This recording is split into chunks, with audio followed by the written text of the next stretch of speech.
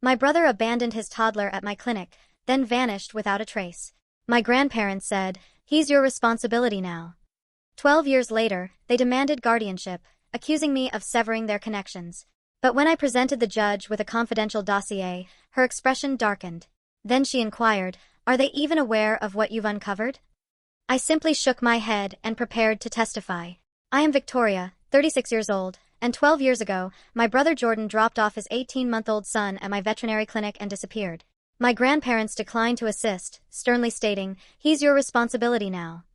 I nurtured my nephew Ethan as my own, forging a vibrant existence together. Then Jordan reappeared with my grandparents, filing for guardianship, alleging I'd intentionally isolated them. Today in the hearing, I submitted a confidential dossier to the judge. Her expression darkened as she questioned, "Are they even aware of what you've uncovered?" I simply shook my head.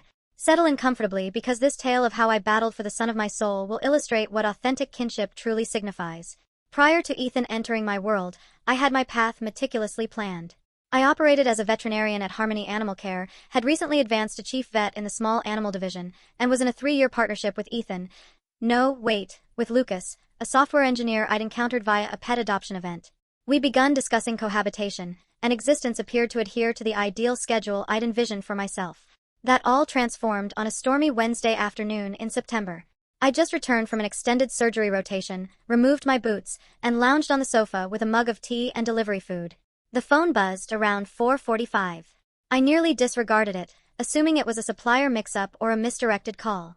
When it persisted more urgently, I grudgingly rose. What I discovered altered my existence irrevocably. A stroller positioned at the clinic's rear entrance, shielded by a flimsy tarp against the downpour. Upon lifting the tarp, I discovered a small boy, perhaps 18 months old, with chubby arms and a mop of curly locks, reminiscent of my brother Jordan. Wedged beside the stroller was a crumpled message in script I instantly identified. "His name is Ethan. I can't manage this. Look after him. Regrets." That was all. 8 terms that appended my whole reality. I scanned the parking area, but Jordan was nowhere in sight. I dialed his mobile straight away, but it directed to voicemail. I wheeled Ethan indoors, my palms quivering as I maneuvered the stroller cautiously. He was awake but quiet, oblivious that his father had just forsaken him. My initial contact after attempting Jordan was to my grandparents. Their reply still knots my stomach each time I recall it. "We advised him against keeping that child," my grandmother stated icily. "He chose his path and now he's evading it. Classic Jordan. But what am I to do?" I queried, alarm escalating in my tone. "I can't simply retain a toddler. I lack knowledge on tending to a young child." "He's your responsibility now," my grandfather declared resolutely. "We're finished rectifying Jordan's errors.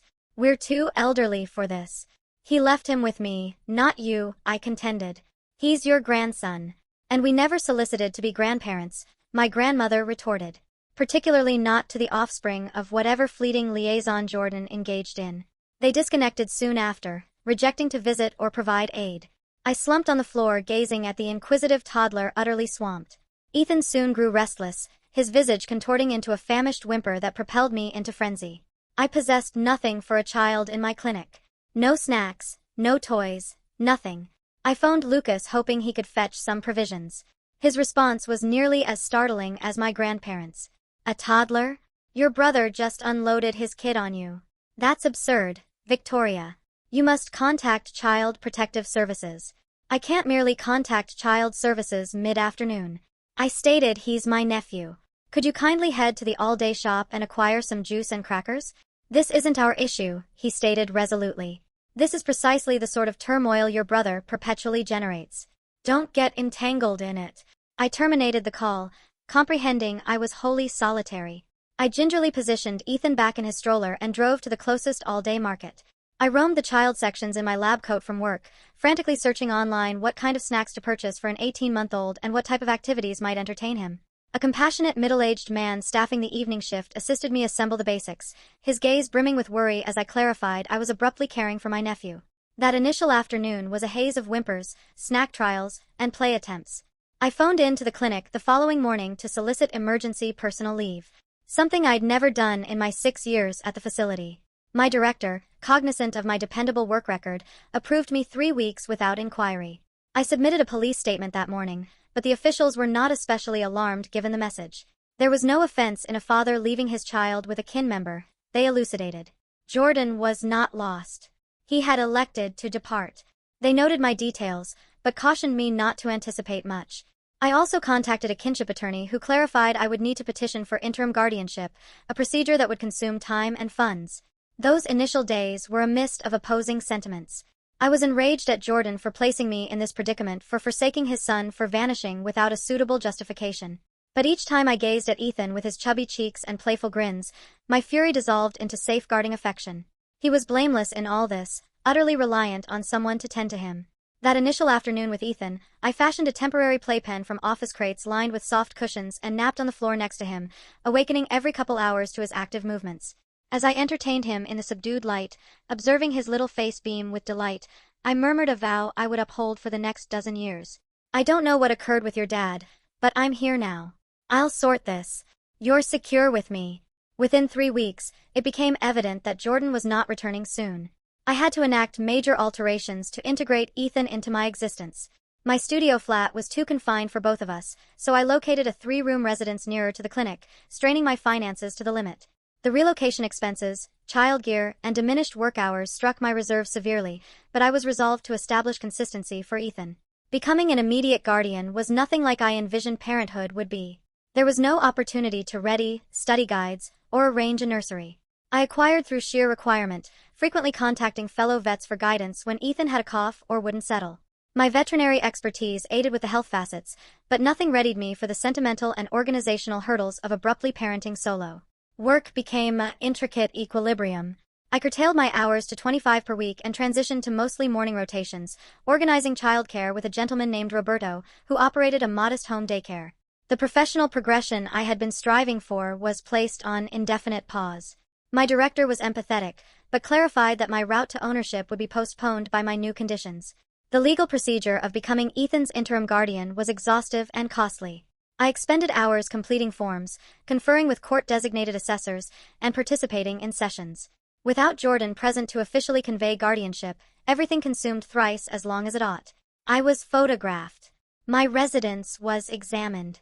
And my whole existence was examined to ascertain if I was suitable to tend to my own nephew. While all this was transpiring, my partnership with Lucas declined swiftly. What commenced as hesitation to aid evolved into bitterness about our modified partnership dynamic. I didn't enroll to date a single guardian, he said during one of our increasingly recurrent disputes. We had schemes, Victoria, exploration, acquiring a condo together, advancing our professions. How does any of that transpire now? Existence transpires, I informed him. Schemes alter. What was I supposed to do? Place him in adoption. Perhaps that would have been superior for everyone, he grumbled. That was the conclusion of our partnership. I bundled the few items he retained at my flat and instructed him not to reach me again. Losing him ached, but nowhere near as much as his proposal that I should have forsaken Ethan to the system. His authentic nature had disclosed itself, and I was better off knowing sooner rather than later. My grandparents made infrequent appearances during that initial year, always concise and always judgmental. My grandmother would visit, survey my flat with scarcely concealed disapproval, and make remarks about how exhausted I appeared or how disorganized the area was. She would interact with Ethan awkwardly as if he might disrupt, never proposing to feed him or entertain him. "You are letting him run too much," she would say. "But I suppose you do not know any better." My grandfather rarely interacted with Ethan at all, keeping his distance physically and emotionally. He would stand in the entryway, arms folded, observing as if the whole scene was a catastrophe he was being compelled to observe. "Has anyone heard from Jordan?" he would ask, his voice tight with anger. It was the only time he showed any emotion about the situation. "If I had heard from Jordan, you would be the first to know." I would reply, knowing it was a lie. My grandparents had made their position clear the afternoon Ethan arrived. They had written off both their grandchildren and their great-grandson in one phone call. Thankfully, I found support elsewhere. My colleagues organized a toddler welcome a month after Ethan arrived, gifting me essential items and hand-me-downs from their own children. My next-door neighbor, Mr. Ramirez, became a surrogate grandfather figure, offering to watch Ethan when I needed to run errands and teaching me his secret technique for calming energetic toddlers. Around month 4 of caring for Ethan, I hired a private investigator with money I could not really spare. He managed to track down information suggesting Jordan had traveled to Texas. There were records of him working at a construction site in Dallas for a few weeks. But then the trail went cold again. It was both a relief and a heartbreak to know he was alive, but choosing to stay away. Despite the chaos of that first year, Ethan thrived. He walked steadily, climbed furniture, explored, and spoke his first word, Vic, which became his name for me. Each milestone was celebrated with photos and videos stored carefully for a future where he might want to know about his early life. I created a memory box where I kept these mementos along with the few items he had arrived with, including Jordan's note. Ethan's first birthday was nothing like the elaborate parties my friends threw for their children. We could not afford a fancy celebration, but I invited the small circle of people who had supported us through that difficult year. Mr. Ramirez made a beautiful cake, my friend from work brought balloons, and Ethan smashed frosting all over his face while everyone cheered. My grandparents declined to attend, claiming a prior commitment. As I tucked Ethan into bed that night, now in a proper toddler bed in his own room, decorated with secondhand furniture and wall decals I had found on sale, I realized something profound. Despite all the hardship, stress, and sacrifice, I could no longer imagine my life without him. In just 1 year, this child who had arrived as a responsibility had become the center of my world. I was not just caring for him out of obligation anymore. I loved him fiercely, completely, as if he had been mine from the beginning. "Happy birthday, little guy," I whispered, kissing his forehead. We made it through our first year together. Here is to many more. 6 years passed in the blink of an eye. Ethan started first grade, a milestone that filled me with equal parts pride and nostalgia for his toddler days. Our morning routine was well established. By then, a choreographed dance of breakfast preparation, outfit selection, and backpack checking. Ethan was an early riser, often waking me by climbing into my bed with a stuffed lion named Rory, and a steady stream of questions about the day ahead. "Vic, is today gym day? Can I wear my rocket shirt? Will you make toast with banana faces?" I had transitioned to a position as a veterinary technician at a larger animal hospital different from my original clinic to maintain professional boundaries. The job came with family-friendly hours and holidays off a crucial change that allowed me to be more present for him. My career ambitions had shifted dramatically from owning my own clinic to finding stability and balance for our little family of 2. Our apartment had become a true home, walls covered with Ethan's drawings and photographs documenting our journey together. His personality had blossomed into something remarkable, a combination of curiosity, resilience, and creativity that amazed me daily. He loved building elaborate forts with blankets, creating stories about the animals he invented, and asking questions that sometimes left me searching for appropriate answers. We had our special traditions that anchored our weeks. Friday nights were game nights with board games and laughter in the living room. Sunday mornings meant visits to the local zoo where Ethan had favorite animal exhibits and I had a bench where I could watch him play while chatting with other regular parents. These simple rituals created the stability children crave, especially those who have experienced early disruption. As Ethan grew older, his questions about his origins became more frequent and complex. I had always been truthful with him in age-appropriate ways, explaining that his father was my brother who had not been ready to be a daddy when Ethan was born. "Where is he now?" Ethan would ask, his eyes wide with innocent curiosity. "I do not know exactly," I would answer honestly, "but he made sure you came to me because he knew I would love you very much." "Will he ever come back?" "I do not know that either, buddy. But no matter what, you and I are a family." To help him understand different family structures, I created a storybook with pictures and simple text explaining how families come in all shapes and sizes. Some kids live with uncles, some with 2 dads or 2 moms, some with just 1 parent, and some like Ethan with an aunt who loves them more than anything in the world. My grandparents maintain their distance, visiting perhaps 3 or 4 times a year, always with the same tension and criticism. My grandmother would bring gifts that were often inappropriate for Ethan's age or interest, demonstrating how little she paid attention to who her grandson actually was. "He should be in soccer by now," my grandmother would comment, bringing yet another ball for a child who preferred robots and building sets. "All the boys in the neighborhood are playing sports." My grandfather remained emotionally unavailable, asking surface-level questions about Ethan's schooling, but never engaging in play or meaningful conversation with him. His anger at Jordan seemed to have calcified into a general coldness toward all of us. Ethan, sensitive and perceptive, would become quieter during their visits, his natural exuberance dimmed by their lack of warmth. My personal life remained largely on hold during these years. Dating as a single guardian was complicated enough, but dating as someone in my unique situation seemed nearly impossible. The few men I met through friends or work who seemed promising would inevitably pull back when they understood the full picture of my commitment to Ethan. I chose to focus on his needs rather than pursue relationships that might bring more instability into our lives. Our support network continued to grow. I joined a single guardians group that met monthly, finding solidarity and friendship with others navigating similar challenges. Ethan formed close bonds with the children of my friends from work, creating a chosen family that celebrated holidays and milestones with us. Financial stability remained a constant struggle. I took on a second job doing online pet consultations 2 evenings a week after Ethan was asleep to build a college fund for his future. It meant less sleep for me and careful budgeting, but the growing savings account gave me peace of mind that I could provide long-term security for him. After years of careful saving, we took our first real vacation when Ethan was 7, a trip to the Grand Canyon that he still talked about years later. Watching his face light up as he saw the vast landscape made every extra shift and budgetary sacrifice worthwhile. We returned with a photo album full of memories and a renewed appreciation for our daily life together. Ethan's inventive talents began to emerge around this time. His first grade teacher noted his unusual attention to detail and constructions, and I encouraged this interest with building kits and museum visits whenever possible. He would spend hours creating elaborate models of our adventures, real and imagined, that captured the special bond between us. As I approached the 6-year anniversary of Ethan's arrival in my life, I found myself reflecting on how completely my existence had transformed. My apartment was filled with children's toys instead of decor. My refrigerator displayed math quizzes instead of invitations, and my schedule revolved around school events and playdates. None of it resembled the life I had planned yet. I could not imagine wanting anything different. In a box under my bed, I kept letters I had written to Jordan over the years, but never sent. Having no address to send them to. They documented Ethan's milestones, his funny sayings, his growing personality, things a father might want to know. Sometimes I wondered if Jordan ever thought about the son he had left behind, if he regretted his decision, or if he had found whatever he was looking for when he drove away that stormy afternoon.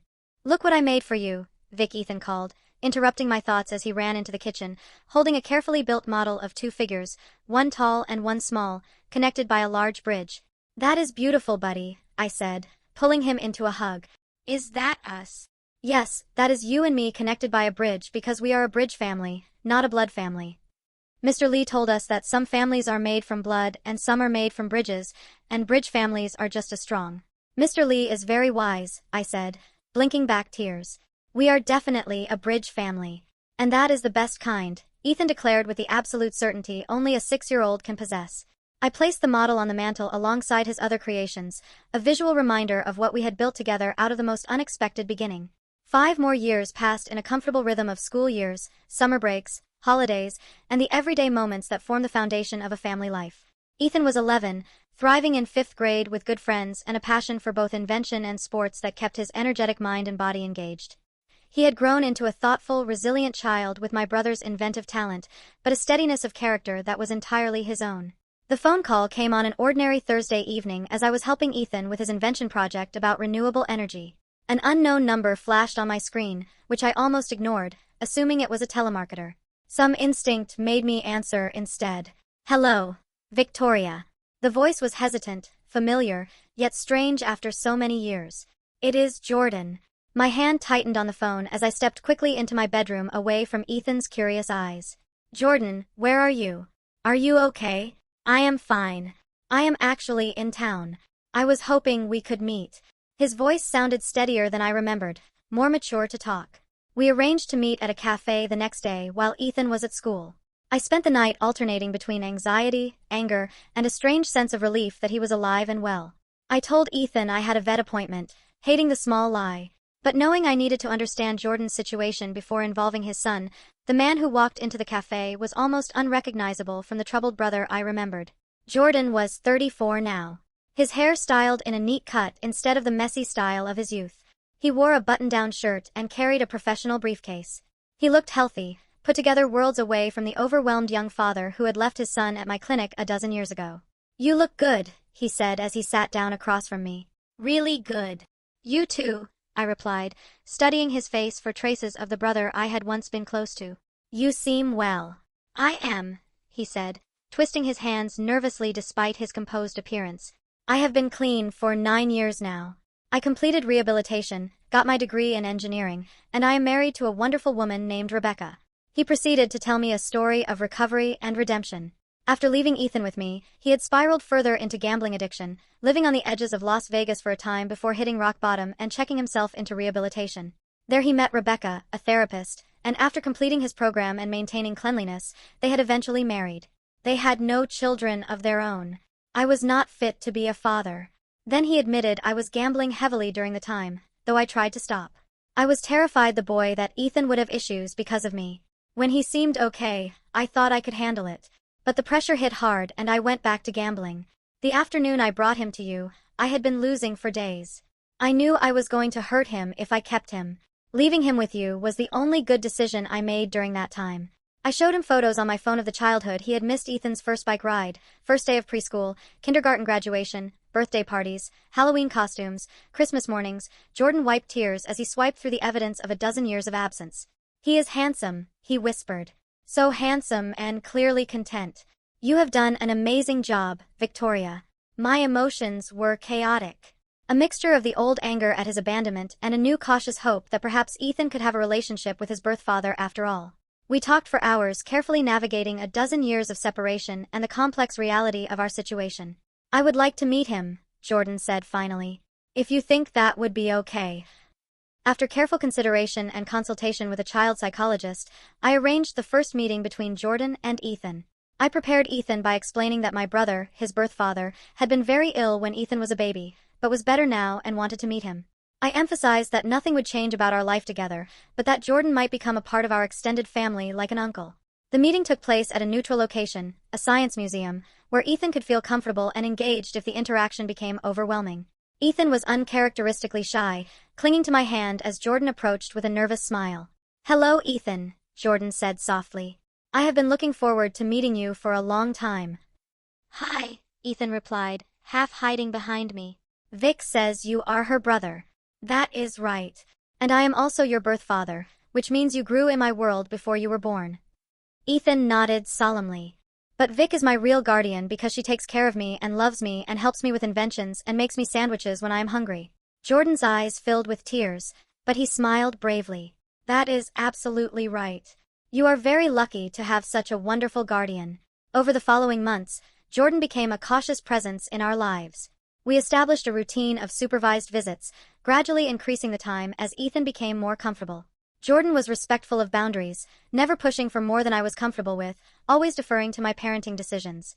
He brought thoughtful gifts that showed he was paying attention to Ethan's interests and development. After about 7 months of this careful dance, Jordan dropped a bombshell. He and Rebecca were moving permanently to our city.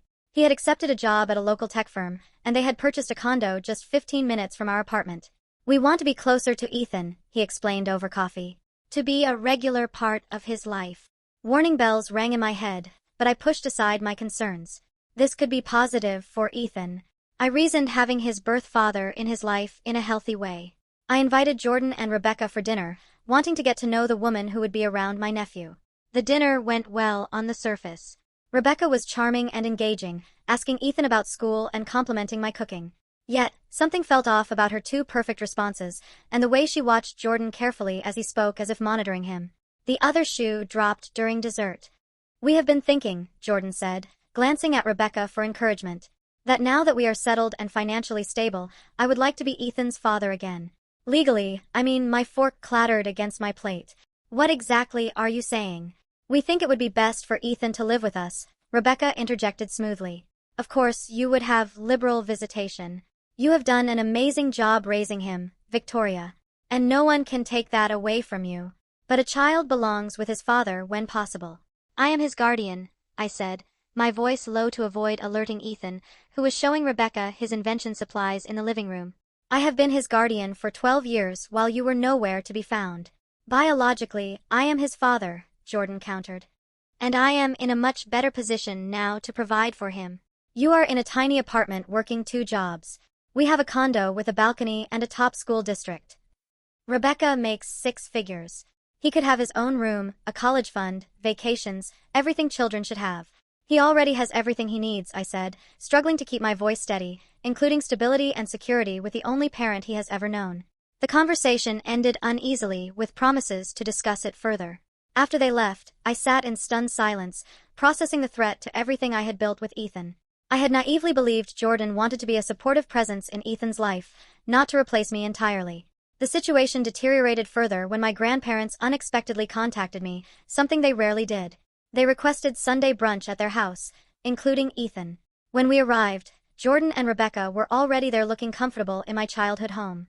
Your brother has told us everything, my grandfather said after an uncomfortable meal where my grandmother fussed over Jordan as if he was the prodigal son returned in glory about his recovery, his marriage, his desire to be a proper father to Ethan. He has turned his life around. My grandmother added, "We are so proud of him. You have been in contact with him. For how long?" I asked, pieces suddenly falling into place. My grandparents exchanged glances. "We reconnected about 4 years ago," my grandfather admitted. "Jordan reached out when he completed his rehabilitation program." 4 years. I repeated numbly. "You have known where he was for 4 years and never told me." "He asked us not to," my grandmother said defensively. "He wanted to get himself together first. And now that he has," my grandfather continued, "we think it makes sense for Ethan to be with his real father. Jordan and Rebecca can provide a traditional family environment with 2 parents. You have done your part, Victoria. But it is time to do what is best for Ethan. Blood is blood," my grandmother added. "He deserves to be with his actual father." The betrayal cut deep. Not only had Jordan returned with the intention of taking Ethan from me, but my grandparents had apparently been supporting this plan, maintaining contact with Jordan for years while continuing their cold, critical visits to us. "We are leaving," I said, standing abruptly and reaching for Ethan's hand. "Ethan, put on your jacket, please." "But we have not had dessert," Ethan protested, confused by the tension he clearly sensed. "We will get cookies on the way home," I promised, helping him with his jacket while avoiding eye contact with my family. As we drove home, Ethan was uncharacteristically quiet, staring out the window at the passing street lights. "Vic," he finally said in a small voice. "Grandpa said I might go live with Uncle Jordan and Aunt Rebecca." "Is that true?" My heart broke at the anxiety in his voice.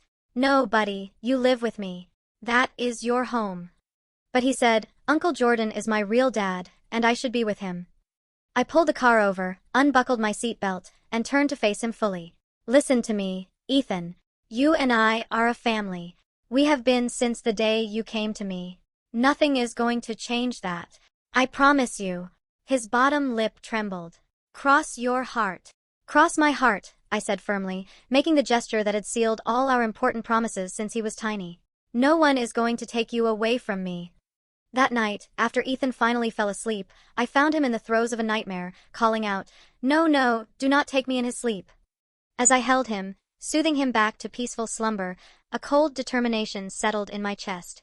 I would fight with everything I had to keep my promise to him. The certified letter arrived 4 weeks later, its formal language disguising the bomb it contained. Jordan was petitioning for restoration of his parental rights and guardianship of Ethan. The family court date was set for 45 days later. Each legal term felt like a physical blow. Biological parent, termination of guardianship, best interests of the minor child, home study, psychological evaluation. The words swam before my eyes as I realized that the life we had built together could potentially be dismantled by a judge who knew nothing about our bond, our daily rhythms, our love. I emptied my savings account and took out a loan to pay the retainer for Samantha Lopez, an attorney specializing in family law, whom a colleague had recommended. Her office was warm but professional, with children's books and toys in the corner, suggesting she understood the human stakes of her work. "I will not sugarcoat this," Samantha said after reviewing my case. "Biological parents have strong rights in our legal system, even ones who have been absent. However, the length of time you have been Ethan's caregiver and the circumstances of the abandonment work in your favor. 12 years is practically Ethan's entire life, and judges are reluctant to disrupt a child's stable environment without compelling reasons. We developed a strategy focusing on documenting the reality of our life together. I gathered school records showing my consistent attendance at parent-teacher conferences and involvement in Ethan's education. I collected medical records demonstrating my attentive care through childhood illnesses and regular checkups. I requested letters from Ethan's teachers, our neighbors and friends, who could attest to the loving home we had created. When the initial legal documents from Jordan's attorney arrived, I discovered something that sent me reeling. My grandparents had provided affidavits supporting Jordan's petition, making claims that stunned me with their dishonesty. According to my grandmother's statement, I had manipulated the temporary situation to alienate Ethan from his biological father and extended family. My grandfather claimed I had refused numerous requests for family visitation and deliberately kept Ethan separate from family traditions and gatherings. Both portrayed Jordan as a young father who had made a mistake and deserved a second chance with his son. "This is completely false," I told Samantha, my hands shaking as I set down the papers. "They visited only when it suited them, showed minimal interest in Ethan, and were critical of me at every turn. They knew where Jordan was for years and never told me. Now they are painting me as some kind of villain who stole his child. Family guardianship battles often bring out the worst in people, Samantha said gently.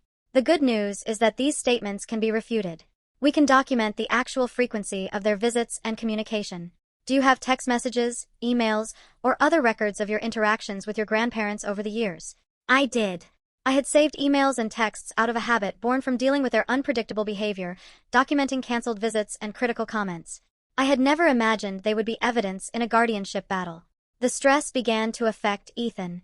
He started having trouble sleeping, became clingy before school, and his normally excellent grades began to slip. His teacher called to report that Ethan had burst into tears during class when another child talked about moving to a new house. I arranged for him to see a child psychologist specializing in family transitions, trying to help him process his fears while shielding him from the worst of the legal battle. Ethan exhibits significant anxiety about potential separation from his primary caregiver. The psychologist reported he associates his birth father and that side of the family with insecurity and fear of abandonment. Forcing a guardianship change at this point could result in significant emotional trauma. I rehired the private investigator who had helped me years before asking him to look into Jordan and Rebecca's claims about their stable, perfect life. His initial findings were concerning. While Jordan did appear to have maintained cleanliness, Rebecca had a history that had not been disclosed, including a fraud charge from a previous job that had been dismissed under unclear circumstances. The discovery process of the legal case was grueling. Jordan's attorney requested extensive documentation of my finances, work history, and even my dating life, attempting to paint me as too busy, too poor, or too distracted to properly care for Ethan. Each demand felt like an invasion, forcing me to justify the life we had built together to strangers who knew nothing about our daily happiness.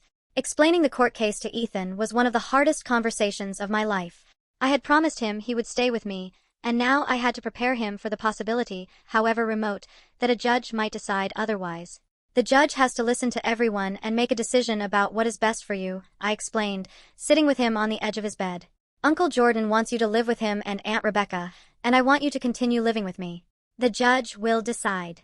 But I want to stay with you, Ethan said, his eyes filling with tears. Why does a judge get to choose my guardian?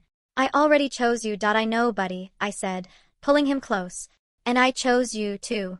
We are going to tell the judge that. And I will do everything I can to make sure we stay together. Will I have to talk to the judge?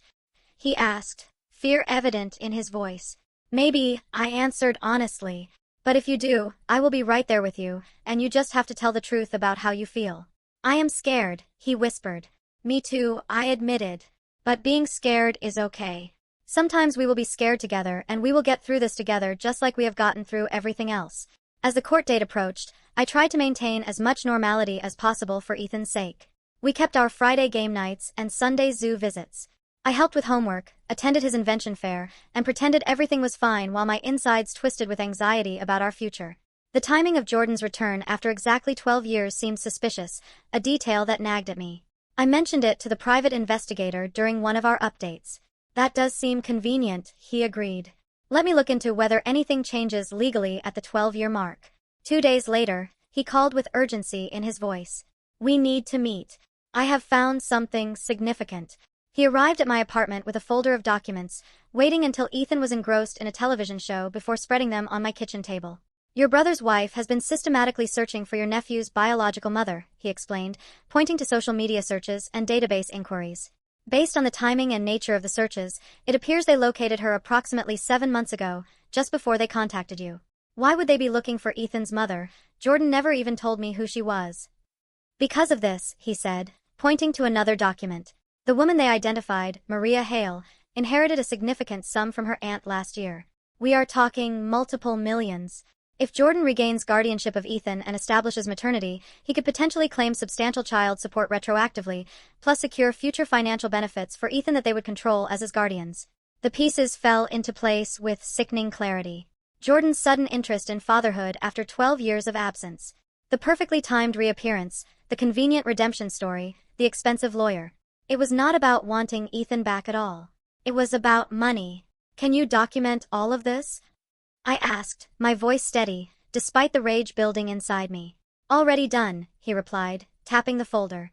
Along with evidence contradicting several claims in their court filings, Rebecca's business is actually struggling. Not thriving as they claimed. Their perfect condo is mortgaged to the hilt. And most importantly, I have documented evidence of your grandparents' knowledge of Jordan's whereabouts for years, directly contradicting their sworn statements. I compiled all the evidence into a sealed dossier that would become the centerpiece of our case. When Samantha reviewed it, her professional demeanor cracked slightly. "This changes everything," she said. "The judge needs to see this." The county courthouse was an imposing building of brick and marble. Its formal atmosphere immediately intimidating. I wore my most professional outfit, a gray suit I had purchased specifically for this day, wanting to project stability and competence. Ethan was staying with his invention teacher, a kind man who had volunteered to keep him occupied during the proceedings to spare him the tension of the courtroom. Jordan and Rebecca sat at the table across the aisle, both immaculately dressed. Jordan in a conservative button-down that suggested paternal warmth. Rebecca in a tailored suit that spoke of financial success. My grandparents sat directly behind them. My grandmother clutching her purse nervously. My grandfather staring straight ahead with his jaw set in the expression I had known since childhood meant his mind was made up. Judge Ellis, a man in his 50s with dark hair and reading glasses perched on his nose, called the court to order. He explained that this was a hearing to determine guardianship of Ethan Hale, now 12 years old, and outlined the factors he would consider in making his decision. "The court's primary concern is the best interest of the child," he stated firmly. "We will hear testimony from all parties involved and review the evidence presented. I expect complete honesty and respect for these proceedings." Jordan testified first, telling a compelling story of youthful mistakes, hard-won cleanliness, and paternal longing. He described his marriage to Rebecca as loving and stable, their home as spacious and child-friendly, their finances as more than adequate to provide Ethan with advantages I could never offer. He wept at appropriate moments, describing his regret at missing years of Ethan's life and his desire to make up for lost time. "I made a terrible mistake when I was young and addicted," he said, dabbing at his eyes with the tissue. "But I have worked so hard to become someone worthy of being Ethan's father. I want to give him the life he deserves with a father and mother who can provide everything he needs." Rebecca followed with equally polished testimony, describing their 3-bedroom condo with a play area perfect for a child, the excellent school district they had specifically chosen with Ethan in mind, and her financial ability to ensure he would never want for anything. She spoke of college funds, already established family vacations planned, and her desire to be the mother figure Ethan had lacked. "We can offer Ethan stability, a traditional family environment, and opportunities that simply are not possible in his current situation," she said confidently. "While we respect what Victoria has done, we believe Ethan belongs with his father and in our home." My grandparents testified next, both reinforcing the narrative Jordan had constructed. My grandmother spoke of her joy at Jordan's recovery and her belief that Ethan would benefit from a relationship with his real father. She claimed I had been resistant to family gatherings and had deliberately kept Ethan separate from them, preventing the bond that should have developed between grandparents and grandson. "Victoria has always been independent," she said with a sigh that suggested long-suffering patience. "Once she decided Ethan was hers, she shut out the rest of the family. We tried to be involved, but she made it so difficult." My grandfather's testimony was briefer, but equally damaging. He described Jordan as reformed and deserving of a second chance while characterizing me as overprotective and unwilling to acknowledge Ethan's need for his biological father. "Blood is blood," he stated, echoing the sentiment from our family brunch. "A child belongs with his real father when that is possible. Victoria has done her duty, but it is time for Ethan to be with Jordan." Their testimonies felt like physical blows. Each false statement and twisted truth, another wound from the people who should have supported me. I clutched my hands in my lap to stop them from shaking, focusing on maintaining my composure for Ethan's sake. Jordan's attorney, an expensive-looking woman in a designer suit, then questioned me aggressively about my finances, my work schedule, and my personal life, attempting to portray me as barely managing and unable to provide the advantages Jordan and Rebecca could offer. "Is it not true that you work 2 jobs to make ends meet?" she asked. "I work as a veterinary technician full-time and do online pet consultations some evenings after Ethan is asleep to build his college fund," I corrected. "And you live in a 2-bedroom apartment rather than a condo?" "Yes, in a neighborhood Ethan knows well close to his school and friends." "Have you maintained any serious relationships since becoming Ethan's guardian?" "My primary focus has been providing stability for Ethan rather than dating," I replied. The questioning continued in this vein, designed to make my loving, stable home seem inadequate compared to the materially advantaged one Jordan was offering. I answered truthfully, but felt the implied judgment in each question. The suggestion that love and consistency were somehow less important than square footage and vacation plans. When my turn to present evidence came, the energy in the courtroom shifted. Ethan's current and former teachers testified about his academic progress, social development, and the strong, secure attachment he clearly had to me. They described a happy, well-adjusted child who spoke of my guardian, Vic, with love and trust. In my 15 years of teaching, I have rarely seen a guardian as involved and attentive as Victoria, his current teacher stated firmly. Ethan is thriving under her care. He is confident, kind to other children, and academically motivated. These are all signs of a child who feels secure and loved. The school counselor, who had been working with Ethan since the guardianship issue arose, provided professional testimony about the potential psychological impact of removing Ethan from the only stable home he had ever known. Ethan identifies Victoria as his parent in every meaningful sense of the word, she explained. Forcing a change in his primary caregiver at this stage of development could result in significant attachment issues, anxiety, depression, and academic regression. The bond between them is profound and should not be disrupted without compelling reason. Finally, it was my turn to testify. I spoke from the heart about the 12 years of parenting Ethan. From those first terrifying days of learning to care for a toddler to watching him grow into the amazing 12-year-old he now was. I described our daily routines, our traditions, our support network of friends and chosen family. I explained how I had always kept the door open for Jordan to be part of Ethan's life-saving mementos. And speaking of his birth father in positive terms despite his absence. I have loved Ethan as my own. From the moment he came into my life, I concluded, my voice steady despite the emotion behind my words. Not because he is my biological child, but because he is my child in every way that matters. I have been there for every fever, every nightmare, every school project, every scraped knee, and every triumph. I am not perfect, and I cannot offer him the material advantages that Jordan and Rebecca claim they can. But I can offer him the security of knowing he is loved unconditionally by the parent who chose to be there every single day of his life. Then came the moment we had prepared for. Samantha presented the sealed dossier of evidence to the judge, requesting it be entered into the record. As Judge Ellis reviewed the contents, his expression changed from professional neutrality to visible concern. He looked up sharply, first at Jordan and Rebecca, then at my grandparents. Counsel approached the bench, he said. After a brief intense discussion with the attorneys, he turned to Jordan. Mr. Hale, are you aware of the contents of this dossier? Jordan shook his head, looking confused. No, Your Honor. It contains evidence directly contradicting several key claims in your petition, the judge continued, including documentation that your wife has been actively searching for Ethan's biological mother, who recently came into a substantial lotto win. A murmur ran through the courtroom. Jordan's face paled as he turned to look at Rebecca, whose expression had hardened. Furthermore, the judge continued, there is evidence that Mr. and Mrs. Ramirez, he nodded toward, my grandparents have been in regular contact with you for approximately 4 years, directly contradicting their sworn testimony that they were unaware of your whereabouts until recently.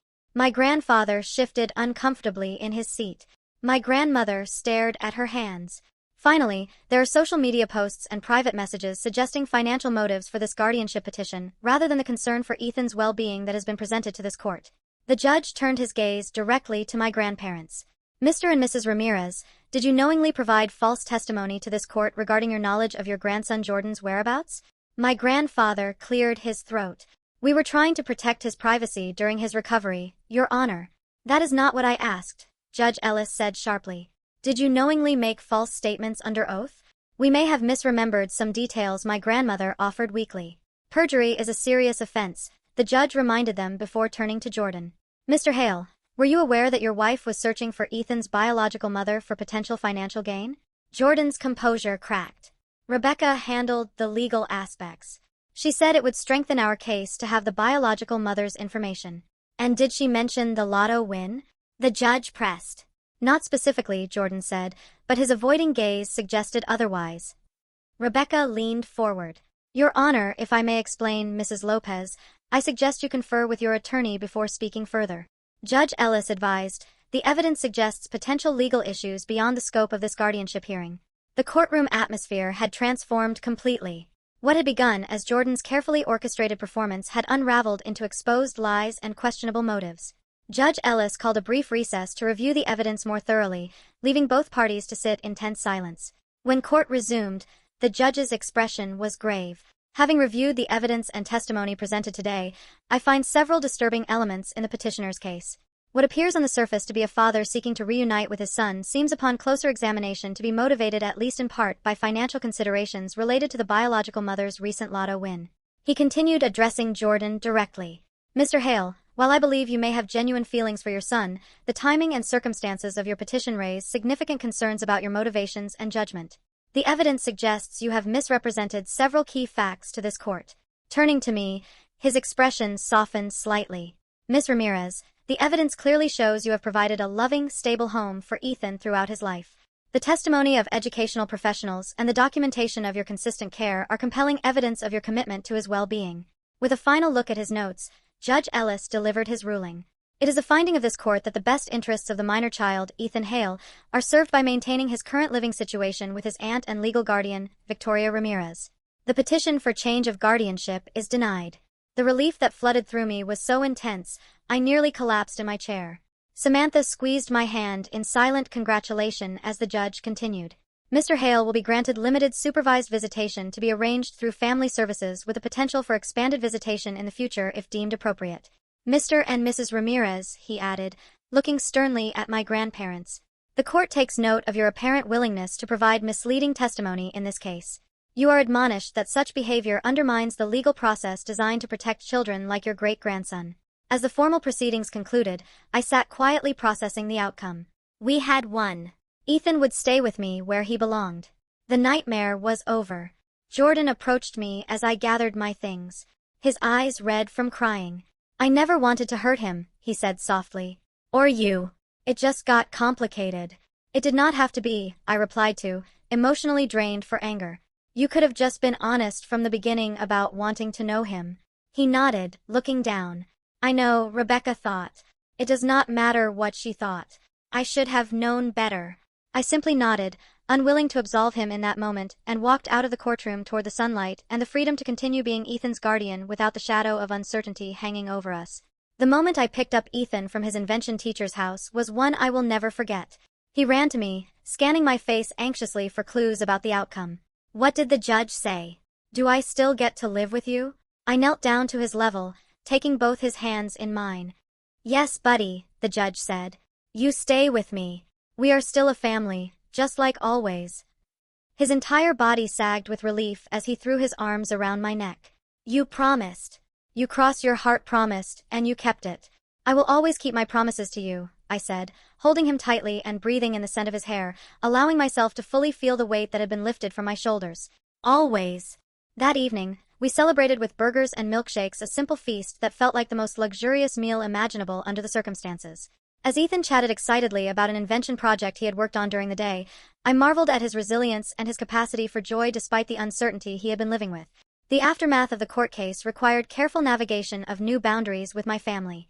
I arranged to meet my grandparents at a neutral location without Ethan present, needing to address their betrayal directly. How could you lie in court? I asked them, not bothering with pleasantries. How could you support taking Ethan away from the only home he has ever known?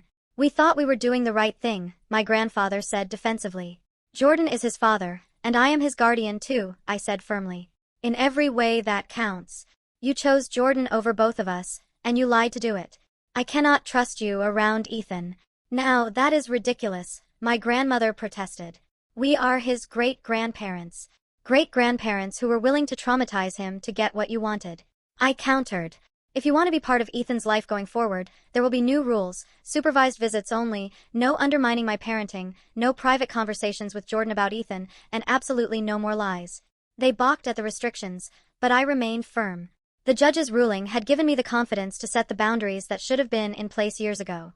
My grandparents eventually agreed though, with poor grace to the new arrangement. Ethan continued his sessions with a therapist, processing his complicated feelings about the court case, his birth father, and the great-grandparents who had betrayed his trust. Through play therapy and invention therapy, he began to express the anxiety and confusion that had been building for months. Sometimes I feel like I have two dads, but also no dad, he confided during one session. I was invited to join. Jordan is my birth dad, but he did not want me. You want me, but Jordan says you are not my real dad. It is confusing. Family can be complicated, the therapist acknowledged. But what matters most is who loves you and takes care of you every day. That is, Vic, Ethan said without hesitation. She is my real guardian because she chose me and stayed with me. Those words became a healing mantra for both of us. We began creating new traditions with the people who had stood by us through the ordeal. Our chosen family of friends, neighbors, and colleagues who had testified to our bond and supported us through the legal battle. The supervised visitation with Jordan began cautiously. Rebecca stopped attending after the first few sessions, her interest in Ethan apparently diminishing once the financial motivation was removed. Jordan, however, continued to show up, gradually establishing a relationship with Ethan that was more appropriate to their actual connection. He became something of an uncle figure, interested in caring, but not attempting to replace me as Ethan's primary guardian. With the guardianship issue resolved, I was able to focus on professional advancement again. I applied for and received a promotion to animal care director for the regional shelters, a position that came with better pay and continued family-friendly hours. The additional income allowed us to move to a slightly larger home with a small workshop where Ethan could build the inventions he had always wanted. Several months after the court case, Jordan asked to meet with me privately. Over coffee at the same cafe where we had reconnected a year earlier, he finally offered the apology I had not realized I was waiting for. "I was wrong," he said simply. "Not just about the guardianship case, but about everything. You are a better guardian to Ethan than I could ever have been. Even if I had been healthy from the beginning. You have something special, something real. I thought biology trumped everything, but watching you together these past months has shown me what true parenting looks like." "Thank you for saying that," I replied, surprised at how much his acknowledgement meant to me. "I want you to know I have ended things with Rebecca," he continued. "After everything came out in court about her motives, I could not trust her anymore. I am focusing on my cleanliness and my career and on building a healthy relationship with Ethan as his birth father, not trying to replace you." This shift in Jordan's perspective allowed us to gradually establish a more cooperative relationship for Ethan's benefit. We would never be the close siblings we had been in childhood, but we found a workable peace as two people who cared about the same child in different ways. Ethan continued to thrive as he grew his natural resilience, helping him integrate the complicated reality of his family situation into a coherent narrative. He developed an interest in engineering, perhaps influenced by his own therapy experience, and began talking about maybe becoming an inventor someday to help other kids with confusing families. On the evening of Ethan's 13th birthday, after a small party with his closest friends, he presented me with a homemade model that brought tears to my eyes. Inside he had built a structure with a note, "To my guardian who chose me every day for 13 years. Biology makes relatives, but choice makes families. Thank you for being my real guardian." Looking back on our journey from that stormy afternoon when an 18-month-old toddler appeared at my clinic to the confident 13-year-old standing before me, I realized that the unexpected detour my life had taken had led me to exactly where I was meant to be. I had not planned to become a guardian at 24. Certainly not to my brother's abandoned child. But that unplanned beginning had given me the greatest gift of my life. The definition of family I had grown up with, the one my grandparents still clung to based on blood and obligation, had been replaced by a richer understanding. Family was not just who you were born to, but who you chose to love and who chose to love you back day after day through challenges and joys alike. As Ethan and I sat on our small porch that evening, watching the sunset and talking about his dreams for the coming year, I felt a sense of peace that had been missing during the turmoil of the guardianship battle. We had weathered the storm together and emerged stronger, our bond tested and proven unbreakable. "Vic," Ethan said thoughtfully, "do you ever wonder what would have happened if Dad had not left me with you that afternoon?" Sometimes, I admitted, but then I think about all we would have missed, and I am grateful things happened exactly as they did. He nodded, leaning his head against my shoulder. "Me too. What has your experience been with family that extends beyond blood relationships? Have you ever had someone in your life who became family through love and choice rather than biology? Thank you for listening. Take care. Good luck."